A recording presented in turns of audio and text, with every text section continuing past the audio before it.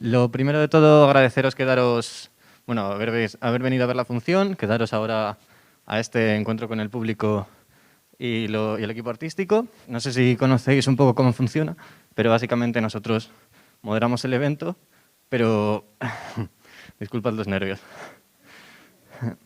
Los protagonistas sois vosotros al final. Levantáis la mano para hacer cualquier pregunta o duda a cualquiera de los intérpretes o al director o a la escenografía y música. Entonces, simplemente eso. Yo soy Sergio Valentín, estudiante de Comunicación Audiovisual. Aquí mi compañero. Muy buenas, yo soy Javier Antolín, soy periodista, por lo que esta obra me pilla muy cerca. Ahora estoy estudiando también un máster de periodismo cultural y estoy haciendo las prácticas aquí en el Centro Dramático Nacional, en el departamento de prensa. Os dejo con Sergio, que os pone un poco en contexto de la obra, y yo pasaré a presentaros a todo el elenco. Soltaré la primera pregunta para romper un poco el hielo y ya todo vuestro. Pues la obra es una colaboración del Centro Dramático Nacional con otros grupos de interpretación de Vizcaya. Se estrenó en Vitoria. Hola, muchas gracias a los dos y también gracias a quien haya tenido la idea de poner a gente a moderar los encuentros con el público, que a veces son un poco austeros cuando no hay nadie. No, perdona que te haya interrumpido, pero bueno, la producción es una colaboración entre el Centro Dramático Nacional y los 3 teatros referenciales de las capitales de las 3 provincias de Euskadi: el Teatro Victoria Eugenia de San Sebastián, el Arriaga de Bilbao y el Principal de Vitoria. Es una producción pública, bueno, estructurada, pues eso, de una manera que no es, de una colaboración que no es habitual y que es importante para nosotros y para la potencial del teatro, creo que en Euskadi, también para que el Centro Dramático Nacional pues sea un poco más nacional también, ¿por qué no decirlo? Una colaboración como esta y otras que está realizando el Centro Dramático Nacional está generando un ámbito cultural mucho más grande e interesante, porque son producciones de absolutamente todas las índoles. Tras esto yo creo que ya, si quieres, realizas la primera pregunta. Bueno, otra cosa, que la obra se estrenó el 19 de noviembre, si no me confundo en esto, en el Festival de Vitoria, y ahora está aquí con nosotros. Bueno, como todos sabéis, la obra se centra en el cierre del diario vasco Egunkaria y a partir de ahí pues crea una ficción para relatar todos esos hechos. Y aparte yo creo que hace también un homenaje pues al periodismo libre, al periodismo comprometido, a una profesión que está, pues, como se refleja también en la obra, en condiciones bastante precarias, y hace un buen homenaje también a los miembros de aquella redacción que pasaron estas penurias que nos habéis relatado. Y bueno, sin más dilación voy a pasar a presentaros. El primero es Fernando Bernúes, director de la obra. Durleta Orreta Vizcaya, que hace de Mayalen. La siguiente es Mireia Gabilondo, que hace de la jueza Natalia. Y Kerne Jiménez, música y escenografía. Marcos Marín, que hace de Carmelo, el director. Luego tenemos a Iñaki Ricarte, Torque. Y al final, del todo, tenemos a Miquel Losada, que hace de Joseba. No me he confundido, ¿no? A mí me gustaría saber cómo vivisteis cada uno de vosotros esos días del cierre de Egunkaria en 2003. A mí me pilló muy pequeño, no tengo recuerdos de ello. Luego sí que lo he ido conociendo, lo estudié en la carrera, lo he ido viendo, pero no tengo ningún recuerdo formado de aquellos días, como puedo tener de otros acontecimientos que te marcan. Y me gustaría que me contarais un poco cuál es el vuestro. A ver, el cierre de Egunkaria fue... yo creo que fue una especie de bofetada colectiva, de shock colectivo que vivimos en nuestra geografía, en nuestro ámbito, porque, a ver, vivíamos tiempos muy convulsos y muy complicados. La violencia de ETA estaba súper patente. 3 años antes ya había existido el cierre, o sea, los atentados contra periodistas, bueno, contra sectores amplísimos de la población.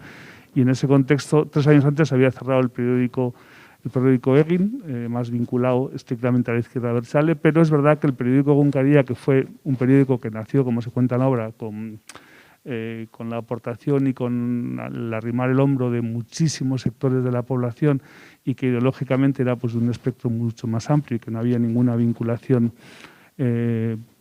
como se demostró luego en la sentencia, no se encontró ni un solo artículo en el cual hubiera complicidad con ETA, etcétera. Bueno, pues supuso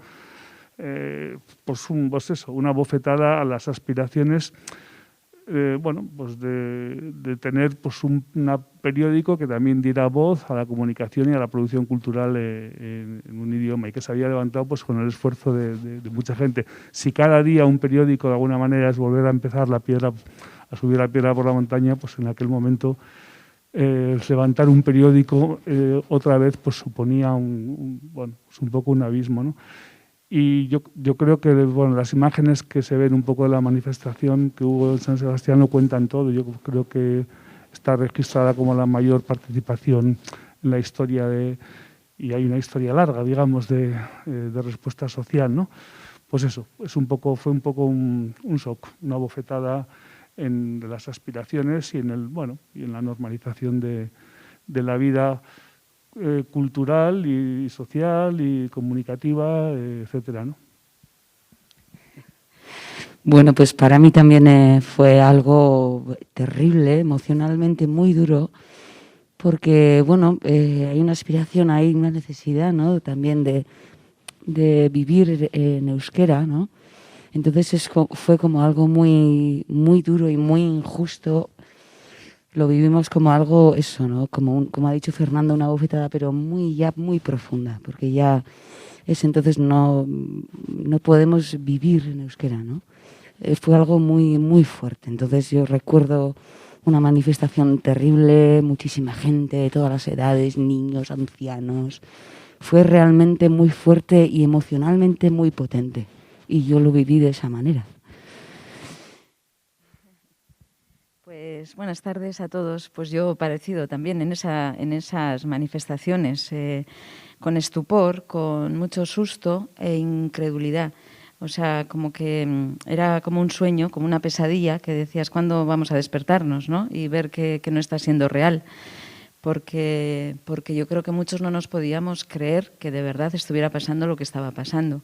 Algo tan heavy como, bueno, el cierre del periódico, la detención de muchísima gente, las torturas, o sea, iba llegando la información poco a poco, ¿no? Y entonces había que asumirla y ahí había que darse cuenta de que llegaba para quedarse, como el COVID. Entonces, bueno, pues con estupor, la verdad. Sí, yo personalmente, que soy una persona que no necesita vivir en euskera, bueno, en ningún idioma en particular, pero sí necesita vivir, y en sí mismo fue una patada en el culo a la libertad de expresión. Y yo, bueno, en realidad no lo viví, yo estaba estudiando en Madrid y lo viví desde aquí, pero bueno, fue tan horroroso que bueno, eso. Pues yo, hola a todos, yo ya creo que tendría 28 años y estaba ya trabajando de manera permanente en Madrid, y lo que recuerdo es que la información llegaba muy sesgada y que se le dio poca importancia. Yo recibía información desde allí, pero no por los medios de comunicación a los que tenía un acceso normal aquí. Y eso también me sorprendió bastante en aquel momento. Hola, buenas tardes. Bueno, yo estaba viviendo en Madrid, tenía 22 años, me parece, y cuando vine a Madrid yo estaba muy harto de todo el ambiente del conflicto vasco, y vine a Madrid un poco a respirar, aparte de a estudiar, y lo cierto es que lo recuerdo con bastante distancia, ¿no? Luego, con la perspectiva del tiempo, me he dado cuenta de lo fuerte que fue, pero lo cierto es que en el momento no fui tan consciente.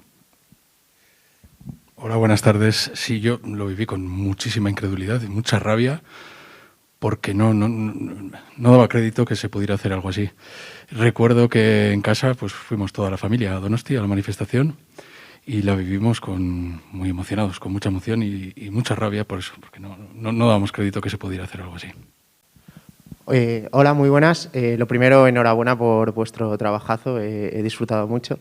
Y lo que os quería preguntar es que yo también he estado investigando sobre todo el cierre del periódico y tal, y una anécdota que me llamó mucho la atención es que en unos premios de música, cuando Fermín Muguruza recogió el premio, pues explicó todo lo del cierre del periódico y le abuchearon por reivindicar que esto era una barbaridad y tal. Entonces yo quería preguntar si no teníais un poco de miedo de que al representar esta obra, pues quizá fuera de un territorio tan sensibilizado como Euskadi, pasara algo similar a lo que le ocurrió ahí a Fermín Muguruza. A mí me toca mucho, bueno, y lo he explicado bastante y creo que hasta en el programa de mano, en el QR, creo que lo cuento. Me toca muy de cerca el episodio que cuentas y además yo creo que ahí está el detonante de que años después yo hiciera esta función bueno, lo hiciéramos, pero yo instigué para hacerla, digamos. Esos premios de la música que dices fueron en el año 2003, 2 meses después del cierre del periódico. Tuve la fortuna de que esa gala la codirigíamos Mario Gas y yo. Y efectivamente, como dices, además, bueno, era el año del no a la guerra, digamos una posición muy, muy vitalista y muy reivindicativa contra la guerra por parte de un sector cultural tan importante como la música y tan progresista. Y en general la gala pues tuvo ese componente hasta el momento en el que Fermín Muguruza, que como bien dice recibió el premio a la mejor canción vasca, al salir a recogerlo y recibir y agradecer el premio, pues denunció el cierre del único periódico en euskera que daba voz en euskera a la cultura producida en vasco, etcétera, ¿no? Y como dices, casi todo el auditorio Juan Carlos I pues lo abucheó. Estábamos en la mesa de realización y yo recuerdo que, bueno, a mí me saltaron las lágrimas de incredulidad, de estupor, de rabia también. Recuerdo a Mario Gas poniéndome la mano detrás como calmado y yo creo que en aquel momento pensé y sentí que un día tendría que hablar de eso y, bueno, cuando tuviéramos una mirada más sosegada y menos vinculada al momento, ¿no? Bueno, el hecho, al venir a Madrid, teníamos miedo. A ver, uno nunca sabes qué puede pasar, pero bueno, yo siempre digo que hemos estado con otras funciones también complicadas. La respuesta siempre ha sido de una acogida brutal. Yo creo que en Madrid es verdad que desde allí mucha gente dice, "Jo, pero vais a ir con esto, pero con esto en Madrid". Y digo, sí, precisamente yo creo que es... O sea, ya sabemos, nosotros cuando jugamos en casa ya sabemos que hay una actitud de cercanía, casi emocional de alguna manera, ¿no? Cuando presentamos este trabajo. Pero también creemos que lo importante es compartirlo, porque precisamente para ensanchar las miradas es muy importante pues, que hablemos de lo que nos pasa y de lo que nos ocurre y que sepamos de qué le pasa al otro, a otros. Y bueno, yo no tenía mucho miedo. Sí, hay mucha gente a la que le he dicho muchas veces, le digo, oye, perdonar,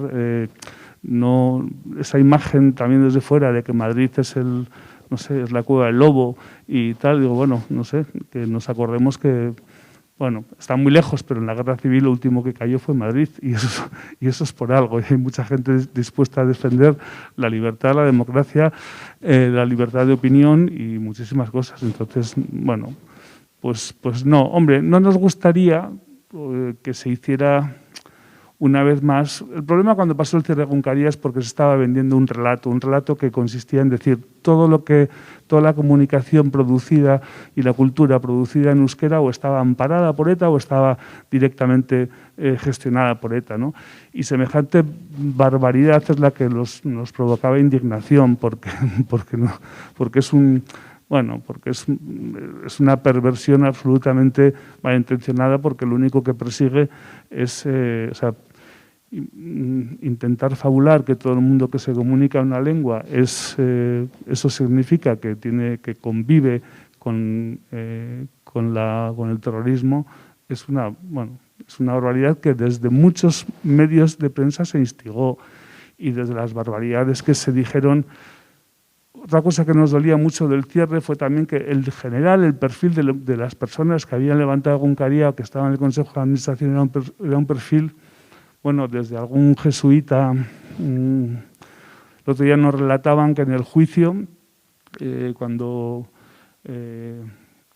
Chema Uzmendi, que es un jesuita además de edad avanzada ya, que es de esas personas que son como la bondad personificada, nos contaban que en el juicio, cuando después de testificar él, un juez, sin quitarse todavía la toga, cuando dijo se suspende la sesión hasta mañana, sin quitarse la toga, bajó y le abrazó. O sea, es decir, en general, o Juan Mari Torrealday, pues también un intelectual que desgraciadamente murió hace 2 o 3 meses, pues bueno, un hombre de una calidad intelectual que también había sido en un momento cura antes. Bueno, es decir, el perfil de la gente detenida, perfiles, bueno, políticos amplios, pero gente de un talante pues muy cercano, muy desde luego en ningún momento equiparable a lo que se pretendió contar, ¿no? Y la facilidad con la que, bueno, nosotros hemos producido un documental periodístico. Esto es una ficción donde se habla del cierre de Egunkaria, pero también se amplían de hecho, pues ya veis, el periódico no es Egunkaria, hay perfiles que se parecen muchos a la realidad, otros que no, para nada, pero sí que hemos producido un documental que se llama Alas de papel, donde se recoge un poco todo, pues eso, los hechos más estrictamente que quizás en algún momento pues lo podréis ver, ¿no? Y ahí sí que se da cuenta un poco de los hechos tal cual, ¿no? Yo no quería, y bueno, ahora os paso preguntas, pero yo no quería hacer un relato documental. Es verdad que la función tiene algo de teatro documental, pero queríamos ampliar un poco la mirada y que sirviera también para poner en cuestión, bueno, pues la ética periodística, el trabajo policial, esa especie de límites difuminados entre una redacción y una comisaría, entre la entrevista y el interrogatorio. Y Arkaitz Cano, en ese sentido, que es una lástima que hoy no pueda estar en el debate, era un poco una pieza fundamental, porque es su primera obra de teatro, pero como novelista y narrador tiene un grandísimo recorrido. Y él ha hecho en algunas novelas, pues ya ha utilizado un poco esta manera de contar. Por ejemplo, tiene una novela que se llama Twist, publicada por Seis Barral, en la que a través del caso Lasa y Zabala pues recorre, utiliza ese hecho real, pero recorre otros territorios y hace una ficción a partir de ahí. O en La voz del fakir, una novela reciente, pues habla también de Imanol Larzábal, un cantante con una vida también complicada, amenazado por ETA, con un recorrido vital, pues bueno, muy complicado. Y Arkaitz Cano, por eso fue la decisión de encargarle a él el texto, porque ya había utilizado esta manera de abordar hechos reales, pero extenderlos, ¿no? Bueno, primero, enhorabuena por el trabajo. Lo segundo, he querido tomar la palabra para agradeceros que traigáis este trabajo a Madrid, porque efectivamente yo creo que amplía mucha información. La información que recibíamos en esa época era aquí en Madrid. Yo estaba aquí en Madrid con cuentagotas. Desde aquí nos escandalizó el cierre, pero no teníamos mucha más información. Entonces, gracias. Espero que llevéis este trabajo por todos los sitios, porque me parece que da mucha información y es historia.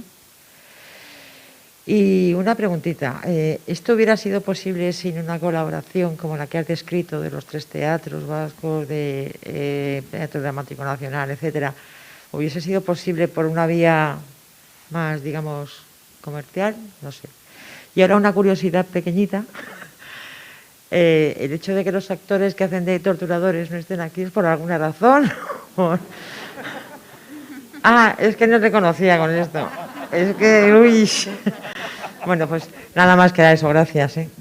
Hay una cosa tremendamente y terriblemente vasca en este encuentro. Es que, bueno, yo ya estaba sentado, pero estamos las chicas por un lado, los chicos por el otro y más chicos por el otro. Esto es una realidad que pasa siempre. Lo que decías, pues gracias por agradecernos la presencia de la función aquí. Yo creo que, imposible no digo que hubiera sido levantar desde la iniciativa privada una función así, pero imposible, si no es imposible, así hubiera sido prácticamente imposible. Es decir, una producción así en Euskadi, digamos, pues no tenemos teatro público como tal, salvo el Teatro Arriaga sí que tiene una línea de producciones propias, pero no tenemos Centro Dramático Nacional o un Teatro Público de Euskadi, etcétera. Entonces, bueno, posibilitar la colaboración de los tres teatros, de estos tres teatros que sí que tienen, digamos, un potencial, aunque el único que produce como tal es el Arriaga, con el Centro Dramático Nacional pues ha permitido pues indagar en una función así. Si no, no hubiera sido posible porque es, bueno, no, en fin, desde la iniciativa privada es muy difícil o imposible abordar esto. Si os parece, voy a hacer yo otra pregunta. No quiero coartar tu libertad ni nada de eso, pero si te parece que hablen un poco los demás, ¿vale? A mí me gustaría preguntaros también, porque parece que estos hechos han sucedido hace muy poco tiempo, en una España ya diferente y antigua, pero en realidad, como dice el tango de Gardel, 20 años no es nada. ¿Consideráis que ahora hemos avanzado en estas libertades individuales y colectivas o que hemos aprendido a que tenemos que callarnos un poco más? ¿Qué pensáis? ¿Que hemos avanzado? ¿Que seguimos igual? Bueno, pues yo creo que salta a la vista que el asunto está todavía en cuestión de si hemos avanzado o no. Está en el candelero y está la balanza para un lado, para otro. Hay una parte de la sociedad que reacciona de una manera. Tenemos casos prácticamente cada semana sobre esto y hay otra parte de la sociedad que lo ve hasta con buenos ojos. Entonces yo creo que aún como sociedad no estamos definidos. Ojalá lo estemos pronto. Bueno, yo me sumo a las felicitaciones y a mí me ha llamado un poco la atención, creo que era el personaje de Joseba, no me he quedado muy bien con el nombre, que hay un momento que dice que no podría hacer otra cosa, ¿no? Y al final de la obra sale que ha opositado, ¿no? Que era como un camino que absolutamente renegaba. Entonces, bueno, en primer lugar, supongo que de alguna manera os habéis inspirado en las personas o en las historias personales de las personas que lo sufrieron. Entonces, ¿cómo ha sido también un poco ese proceso? Y si este un poco ejercicio de reparación colectiva que estáis haciendo, ¿creéis o habéis hablado con ellos hasta qué punto también está haciendo una reparación individual, ¿no? Que también se les debe, por así decirlo? Gracias. A ti. Hay personajes ficcionados y hay otros que sí están inspirados en personajes reales. Luego somos seres contradictorios, entonces Joseba pues también cae en su contradicción. Y bueno, de los personajes y esto podría hablar más Fernando, porque no sé en cuáles son más inspirados en la realidad, cuáles son más ficcionados. Fernando, le voy a volver a pasar otra vez el micrófono a Fernando. Bueno, gracias. Sí, a ver, es verdad que tuvimos también una suerte y es que el propio autor de la función, Argaiz Cano, trabajó unos cuantos meses como periodista en el propio periódico, en los principios, no sé si creo que cuando el cierre ya no trabajaba, ¿no? Entonces, muchísimas de las referencias, sí que hay dos personajes clarísimamente referenciados, que son Carmelo Beramendi, que el nombre real, incluso hasta los nombres se parecen, es Marcelo Otamendi, o Torgaray, que en realidad es Torrealday. Son los que están más referenciados en personajes reales.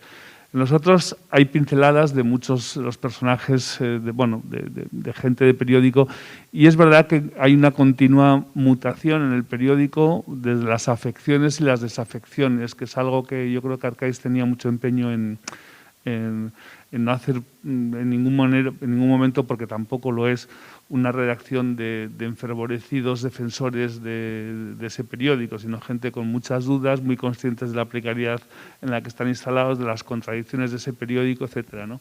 Y las contradicciones, igual que Chano, que es un descreído, acaba siendo pues el redactor jefe. Bueno, por este shock del cierre, pues de la misma manera, pues Joseba, pues se ve, igual asume esa distancia pues a partir de un momento, y bueno, yo creo que son recorridos vitales pues lógicos, tampoco tienen, creo que más, yo creo que es un hombre que cuando decide tiene miedo a no tener trabajo, pero a la vez ha renunciado a ese espíritu. Ya, las cosas que cuenta todo el rato es, dice, yo quería hacer una columna, pero eso es vender el cerebro a plazos. Tiene este episodio, que parece es un pequeño drama personal, pero es un gran drama para un periodista pensar que, porque en el día a día, si te pasa esto de que tú no has cambiado, has cambiado la foto, pero en el pie, y realmente hay un atentado, o sea, uno de los miedos es pensar, o de las sensaciones es que creer, porque a tu lado va a haber gente que va a pensar que alguien que le ha señalado con el dedo desde la inocencia, entre comillas, de una foto, que ha señalado a ese gobernador, ¿no? Entonces, bueno, pues yo creo que Joseba va asumiendo esa distancia pues muy poco a poco, no se imagina otro escenario hasta que realmente se lo encuentra, ¿no? Dos cosas. Hola. Perdón. A ver, lo primero, enhorabuena, me ha parecido una puesta en escena que ha estado muy bien. La denuncia también me ha parecido que es necesaria. Y luego dos cosas. ¿Qué supuso, pasados 7 años, la sentencia? Si hubo algún tipo de compensaciones y qué repercusión tuvo. Y luego, por otro lado, me ha parecido muy atrevido y muy bien la guitarra eléctrica con esta chica. Y también cómo surgió esa idea de añadir un instrumento en directo, si era para cortar un poco el drama. Y nada más, enhorabuena. Bueno, lo de Ikerne, bueno, habíamos trabajado como escenógrafa y vestuarista, que es en otros trabajos, y la había llamado para hacer también la escenografía de este proyecto, ¿no? A mí me gusta mucho trabajar con música en directo, y además me gusta trabajar con música en directo, pero no encargar una composición a un músico y que luego venga y que me traiga música. Me gusta que desde la primera lectura haya el instrumento esté por ahí y se vaya entremetiendo entre las palabras, entre los silencios, y vayamos creando, averiguando las texturas y los interludios y los momentos en vivo, como si fuera una voz más, ¿no? Y pensando en cuál era el instrumento para esta función, porque he trabajado mucho con piano, con violonchelos, con muchísimos instrumentos, con trompeta, con baterías, tal, y pensé que la pulsión de una guitarra eléctrica pues era fantástica para esto, que nos podía dar desde la intensidad y los momentos más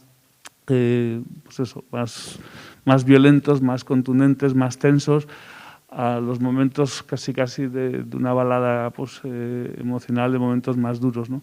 Y como Ikerne pues tenía un pasado como guitarrista que yo conocía, pues le dije, oye, ¿por qué no te animas a hacer la música en directo? Y así fue luego cómo ha sido el proceso.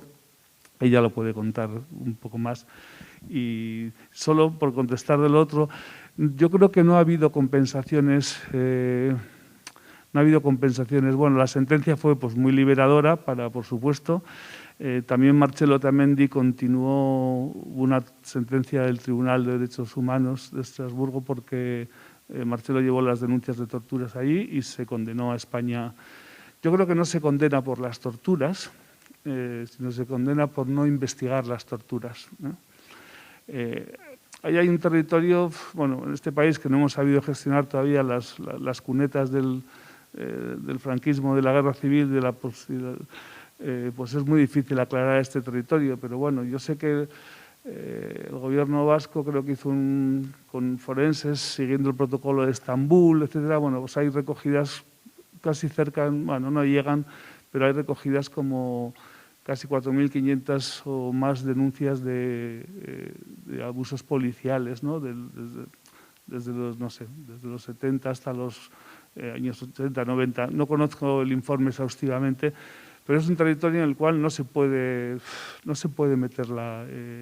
indagar, o cuesta mucho, absurdamente, porque yo creo que hay que sería muy saludable que, como siempre digo, lo de pasar páginas está muy bien, pero está muy bien cuando te las has leído. Entonces yo creo que tenemos todavía unas cuantas páginas que leer en todos los sentidos, ¿no? Y creo que indagar en los... Bueno, hoy leía una noticia que también me ha hecho ilusión, en el sentido de que creo que he leído que, por ejemplo, que se está haciendo desde el gobierno vasco un trabajo también pues para clarificar, o un informe personalizado sobre la situación de cada uno de los cerca de 300 asesinados por ETA que no está aclarado como tal. Es decir, creo que poner encima de la mesa todos los daños que que hemos vivido y que nos van a acompañar inevitablemente es importantísimo, ¿no? Y nos cuesta hacerlo porque nos parece que, bueno, que si hablamos de torturas es que estamos blanqueando, estamos blanqueando a ETA o estamos contraponiendo dolores contra otros y nada más lejos, ¿no? Creo que una vulneración de derechos no es una vulneración de derechos humanos esté donde esté, y hay que estar en contra de cualquiera de ellas en el sitio donde, y no puede ser que pongamos daños en la balanza, ¿no? Porque la perversión sería la balanza, ¿no? Buena por la obra, yo creo que está muy bien y muy completa. Esa denuncia de la teoría del entorno de ETA yo creo que está bastante claramente expuesta en vuestra obra, ¿no? Y la denuncia de la tortura, ¿no? Que ahora has hablado de ello, ¿no? Pero yo creo que es muy importante, ¿no? Es decir, que porque la tortura sí continúa, ¿no? Es decir, que sigue habiendo ejemplos de tortura y está muy, muy claramente expuesto en vuestra obra, ¿no? Luego también quería bueno, recordar que luego nació Berría, ¿no? Es decir, que de alguna manera se puede decir que moralmente, digamos, se salió adelante, ¿no? Se salió adelante respecto al golpe ese tan duro que había significado el cierre de Egunkaria, ¿no? Y además Berría con el mismo director, ¿no? Es decir, con Marcello Otamendi, ¿no? Por lo tanto, yo creo, bueno, me gustaría que hablarais un poco de cómo veis también este tema de la tortura, la teoría del entorno, pero también hablar un poco de Berría, en qué sentido la podéis ver como continuadora de esa voluntad de mantener un periódico en euskera, ¿no? Pues sí, yo creo que finalmente estuvo bien que todos se unieran y siguieran trabajando día a día para conseguir otro periódico, con lo que les supuso, con lo que les costó económicamente y a todos los niveles, ¿no? Pero bien es cierto que tenemos un periódico en euskera, que como bien ha dicho con el mismo director anterior, o sea que bueno, pues eso es algo loable. Yo creo que es algo, bueno, pues a tener en cuenta, y de gente pues muy trabajadora y muy consciente de lo que quiere perseguir hasta conseguir, ¿no? Me acuerdo ahora que creo que la otra chica nos ha preguntado antes también por los miembros del periódico, por la gente, por la redacción, por los que estuvieron.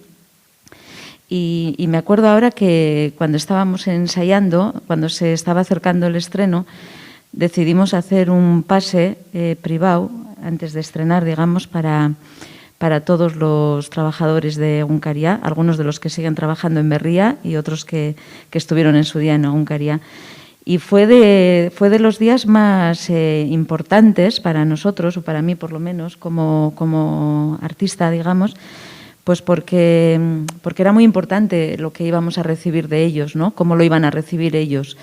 Y fue muy emocionante, fue catártico. La verdad es que antes hablabas del bien social que hace falta y del bien individual, digamos, ¿no? Y yo creo que ellos lo han agradecido íntimamente por lo que sabemos, por lo que hemos hablado luego con ellos, porque Marcello también ha estado muy cercano con Fernando en el proceso, con Arkaitz Cano también al escribir el texto, al contarnos 1000 anécdotas personales, de la misma manera dejando contar una historia personal de Arkaitz y de Fernando para poder contar. Entonces, bueno, pues el estreno fue muy emocionante, por ejemplo, en Vitoria, que salieron a saludar pues Marcello Otamendi y Arkaitz, ¿no? Y todo el público se puso de pie y estaba lleno. Pues bueno, son cosas que te hacen sentir bien, que te hacen sentir que estás curando algunas heridas, si se pueden curar, digamos, ¿no?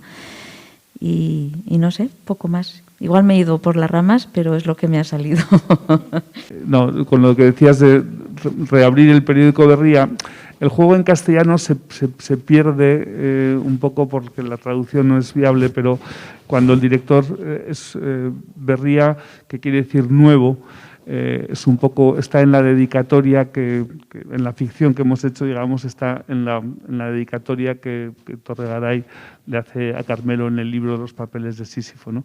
Y de alguna manera volver a empezar ese periódico, un periódico nuevo, bueno, pues volver con la piedra, a subir la piedra un poco por la montaña, ¿no? Bueno, felicidades. Me ha gustado muchísimo y además tiene un ritmo que te hace mantenerte atenta. Así que me parece una idea muy buena. Pero que quería ir sobre el título y es volver hasta un contexto universal de la tragedia humana que habéis contado. Porque es muy interesante denunciar lo que sucedió con un tiempo suficiente de reflexión, que son los 20 años. Y además contándolo a un público que no se enteró, porque vivía fuera de Euskadi, ¿no? Pero me parece interesantísimo el ver la capacidad universal del drama que supone la falta de información y sobre todo una cosa importante, y es que ¿por qué las víctimas tienen que demostrar que son inocentes? Creo que es ¿por qué las víctimas tienen que demostrar? ¿Por qué un pueblo víctima tiene que demostrar que es inocente? Y uno de los personajes que me ha parecido más evidente es el de la jueza, porque es un personaje ambiguo. Los torturadores están en su sitio, representan su papel. Las víctimas están en su sitio, los informadores, los periodistas. Pero es como una esperanza que no se cumple, la esperanza de que la justicia se manifieste a favor del inocente, ¿no? Y me ha parecido muy interesante. Creo que la obra tiene más recorrido que hablar simplemente de lo que sucedió en Euskadi. Es un drama universal. Gracias. En cuanto a la jueza, pues bien es cierto que yo creo que es un personaje difícil de entender, me parece, porque es tan injusto. Yo creo que está llena de dudas también. Empieza al principio diciendo, cuando le invitan a firmar el policía, ¿no? En la primera escena, dice ella, estamos hablando de un periódico. O sea, y tiene un recorrido muy, muy corto para llegar al punto opuesto, digamos, que es hacer una instrucción con lo que le parece, sin tener ninguna causa fehaciente, digamos, ni ningún... y entonces, bueno, pues de verdad debía ser así. ¿Qué quieres que te diga? Entonces, la instrucción que se hizo del caso debió de ser de las más vergonzantes que puedan existir, digamos. Como bien dices, ¿por qué alguien tiene que demostrar que es inocente, ¿no? Mientras tanto, has estado 7 años en la cárcel, te han torturado, te han hecho firmar testimonios que son falsos. O sea, hay que decir que muchísimos de los que estuvieron torturados han terminado teniendo problemas de salud. O sea, quiero decir que la injusticia personal que se ha hecho no tiene vuelta atrás, no hay perdón que valga, digamos, ¿no? Porque para mucha gente ya están señalados, digamos, ¿no? Entonces, pues bueno, a mí es un personaje que me gusta hacer. Como actriz me parece que es bonito, pero es difícil de entenderlo. Como bien dices, es muy difícil de entender porque yo creo que es una mente pues un poco enferma, me atrevería a decir. Como hablamos de la ficción, puedo decir lo que me parece. Pero bien es cierto que luego cuando ya salió la sentencia, ¿no? Y incluso pues ha habido jueces que han dicho que fue un despropósito. O sea, entonces, bueno, pues te queda la alegría del reconocimiento desde la justicia también, ¿no? De jueces más importantes, digamos, que metieron el dedo en la llaga y también, bueno, pues opinaron. Gracias a ellos, yo creo que en ese sentido sí que se puede creer en la justicia, que eso no quiere decir que toda la justicia sea honesta, ¿no? No, es que yo iba a decir lo mismo porque habíais hablado de todo y era sobre la jueza, ¿no? Es decir, que además me parece en este momento, en el 2021, lo más preocupante, porque yo creo que en Euskadi, pues ya, de cierta manera, se han ido normalizando. Pero la justicia en este país me parece, como lo estamos viendo, que no se pueden, que sigue siendo un problema terrible para todo el Estado. Es decir, y entonces lo que más miedo me ha dado en la obra ha sido la jueza. Bueno, es verdad que la sentencia, como dice Mireia, fue un varapalo a la propia instrucción del caso. Es verdad que, bueno, en el documental al que os hacía referencia antes, que se llama Las de papel, uno de los testimonios, hay muchos testimonios muy importantes, pero está el del juez Bermúdez, que fue redactor de la sentencia, si no recuerdo mal. Y, bueno, él dice, claro, es verdad que el contexto en el que se vivía era muy complicado, es decir, la violencia de ETA hacía que también todo, bueno, la presión, digamos, supongo a la que estaba sometida pues la judicatura, la policía, es decir, todos los estamentos y la sociedad en sí misma hacía que, bueno, que se quisieran tomar atajos y en este caso el juez Bermúdez lo cuenta en el documental, dice, bueno, es que esto fue, cuando se hace una instrucción se hace para averiguar qué datos tienes y aquí pues la instrucción de alguna manera se hizo una instrucción para soportar el relato al cual querías llegar, es decir, para llegar a un fin concreto, con lo cual es un despropósito y se confió mucho en que de hecho, el primer juez que recibió la instrucción para poder entrar en el periódico fue Garzón, que Garzón ya había cerrado el periódico Gara, ¿no? Bueno, hay gente que dice también que en todo esto había una cierta ganas pues de la Guardia Civil de colgarse un poco la medalla que se había colgado la Policía Nacional 3 años antes cerrando Egin, perdón, he dicho Gara. Entonces, bueno, Garzón dijo que no había caso, que la instrucción no, o sea, que no había soporte tal, pero pues en la Guardia Civil pues no, bueno, pues decidieron esperar un cambio de turno de guardia y que llegara otro juez, que fue el juez del Olmo, y él sí que avaló la entrada en el periódico, a la cual habían confiado casi todo, pensando en que realmente pues una vez en el periódico conseguirían encontrar las razones y los indicios para poder soportar el caso. Bueno, pues y además un cierre preventivo de un periódico, ¿no? Pues es una de las barbaridades. Y sí, lo que dices, a ver, es verdad que esto tiene mucha parte de un documento reciente, o sea, es uno de nuestros negros episodios nacionales recientes, aunque lo ignoremos, bueno, en general sociológicamente pues se nos olvida todo pronto. Pero es verdad que da miedo que ese territorio difuso e impreciso donde la vulneración de derechos y la justicia tiene otras presiones y otros intereses y otras contradicciones y otras corporaciones, pues es verdad que es uno de nuestros dramas nacionales y no nos da ninguna sensación. En general no nos sentimos muy confiados y vemos las presiones que hay todos los días, las renovaciones pendientes, en fin, es que es entrar en un territorio pues muy complicado y que no tiene ninguna pinta de que se vaya a sanear en tiempo, ¿no? Sí, hola, buenas noches. Soy vasco, me ha emocionado mucho la obra, de verdad. Pero hay una cosa que yo recuerdo de aquella época que no aparece en la obra y quiero saber si es una opción consciente o no. Yo recuerdo que por parte del gremio periodístico no solo no hubo solidaridad en general, salvo en Son, que lo habéis citado, sino que hubo incluso ataques personales al director del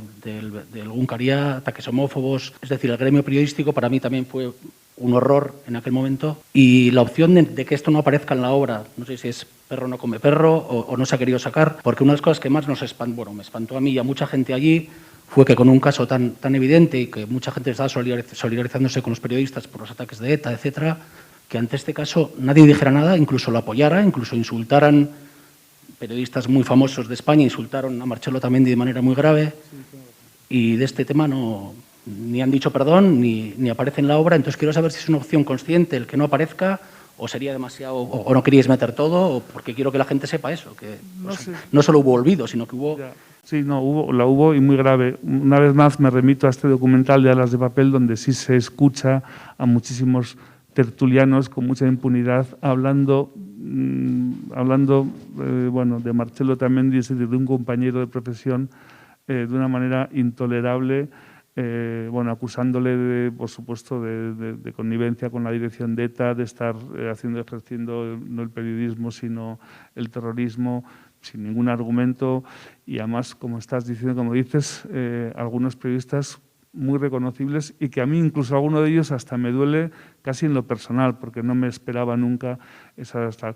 Hubo reacciones de todo. Es verdad que hubo reacciones pues tibias, y también es verdad que hubo reacciones, bueno, hemos evidenciado la de Ansón porque nos parece emocionante que desde una perspectiva liberal y posiblemente las antípodas ideológicas de muchas cosas, pero alguien tenga una conciencia tan profunda de defender la libertad de expresión, pero hubo muchísima gente en muchos ámbitos, también periodísticos, que sí que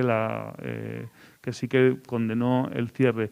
Y es verdad que también hubo reacciones más tibias de otros sectores de la prensa, y algunas, pues como dices, dolorosas. No sé, claro, cuando entras en lo personal, así como ya digo, en el documental este sí que se recogen muchas voces y testimonios de tertulias, en fin, de tertulias de la época donde se habla de Marcelo Otamendi. Aquí era entrar en territorios tan personales que ya hay un momento donde se ven las reacciones un poco, bueno, de algunos periodistas, de algunos periódicos. Algunos dejan les piden un trozo de una redacción para tal, no se la ceden. O sea, hay tibieza, hay gente a favor. La propia reacción del gobierno vasco, pues tampoco fue. Pues fue un poco, hay que esperar que la justicia tal. Bueno, en fin, hubo cierta tibieza, pero es verdad que también hubo gente que estuvo muy en contra. Y no hemos querido huir deliberadamente de eso, pero es verdad que obligaba a entrar en unos personalismos, como se ha recogido la cita de Ansón, que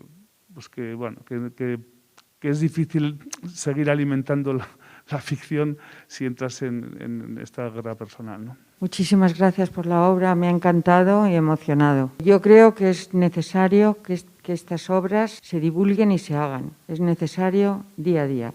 Mi pregunta es, ¿qué van a hacer? ¿Ustedes ahora van a hacer una gira por otras partes del país o qué tienen más? ¿Es la primera vez que salen de Euskadi aquí a Madrid? Pues mira, nosotros, se construyó un espacio de exhibición en torno a las 3 capitales de allí, más el centro dramático, y ese es el espacio inicial. Es verdad que, por ejemplo, ya en Euskadi que han hecho ya unas cuantas funciones más en pueblos que en principio no estaban previstos, pero que han querido presentar la función. Y es verdad que también vamos a ir, ahora al volver de aquí, se van a hacer algunos pueblos más, pues Irún, Andoain, se va a ir a Pamplona también. En fin, está saliendo un poco de gira. Nosotros estamos muy contentos y con muchas ganas de que la función pues pueda ir. Es una función de gran formato y ya sabemos que es difícil no hay muchas programaciones quizás con los recursos para poder afrontar exhibiciones así, pero nos encantaría que la función recorra pues cuanta más geografía mejor. No está en nuestras manos, es decir, eso es lo de siempre. Pero, a ver, tenemos esperanzas de que por lo menos queremos mantener todavía pues la temporada que viene el espectáculo vivo, y a ver si, nos gustaría mucho pues hacer por lo menos las grandes capitales, pues yo qué sé, pues Valencia, Barcelona, Sevilla, pues nos parece, que sería lo suyo. Pero eso, cruzamos los dedos, pero no podemos hacer mucho más. Antes de finalizar, quería volver a la pregunta que iba, en cierto modo, dirigida a Ikerne, la guitarrista, música, escenógrafa de la función, que hace un poco el papel de continuidad total, tanto entre los planos en la escenografía, que están disueltos completamente en la narración, como en la música, que recorre toda la obra y la hace completamente fluir. Y sobre eso que se había dejado antes en el aire del proceso creativo, cómo habría sido tu evolución. Sí, creo que eso, tanto el espacio permite como un movimiento escénico, y también el ingrediente musical hace un poco de ligazón, de liga un poquito, permite un poco, ayuda al ritmo y a darle un poco pegamento a todas las escenas. atmósfera así. Y sí, o sea, un poco va acompañando el ritmo de las acciones. El proceso musical ha sido pues a base de improvisaciones también en los ensayos, ¿no? Me decía Fer, toca aquí, algo. Y yo entonces y he tocado lo que me ha... O sea, quiero decir que no ha habido como unas notas acerca de qué tipo de música en concreto había que tocar, sino toca lo que salga. Y entonces pues yo he tocado lo que a mí me sale tocar, y esas atmósferas que a mí me salen, que en principio uno no pensaría en poner junta esta historia con ese tipo de música, ¿no? Pero se ha hecho y funciona de pronto, ¿no? Sí. Y entonces el proceso ha sido así bastante espontáneo y bueno, y muchos ensayos. Nunca había tocado la guitarra tantas horas en mi vida, porque yo no vengo de la escuela de música, y entonces bueno, pues eso ha estado muy bien también. Eso ha sido una experiencia en sí misma. Y nada, poco más tengo que decir del proceso. Ha sido grato. Por último, comentar que bueno, nosotros como espectadores hemos hecho el ejercicio de imaginar que en la redacción del periódico hablaban en vasco, pero hay unas funciones el 29 y 30 de abril que sí que van a ser en vasco, más o menos el 50% de la función, según tengo entendido, ¿no? Con subtítulos, completamente accesible. Y bueno, animaros, si os ha gustado, conmovido, pues volver a verla esos días, que seguro que es mucho más especial. ¿Algo más que queráis añadir, tanto del equipo artístico como del público? Simplemente decir sí, que la versión, digamos, en vasco es una versión mixta, es la versión, digamos, original de la función. Toda la parte periodística, digamos, pues habla en euskera, y la parte de la comisaría y la parte judicial pues habla en castellano. Y se van a hacer dos funciones, que nos hace mucha ilusión también presentar el espectáculo. A ver, como espectadores estamos muy acostumbrados a la convención y aceptamos fácilmente la convención de que, bueno, entendemos que unos se estarían hablando en vasco y tal, ¿no? Pero es verdad que en un espectáculo donde el idioma de alguna manera forma parte de la trama, del nudo, del conflicto, pues es verdad que la función pues tiene otra, otra contundencia, otro matiz, otra riqueza, y bueno, pues eso. Y hay pues 2 días de oportunidad para verla. Pues si no hay más preguntas, nada, agradeceros la presencia, también a vosotros.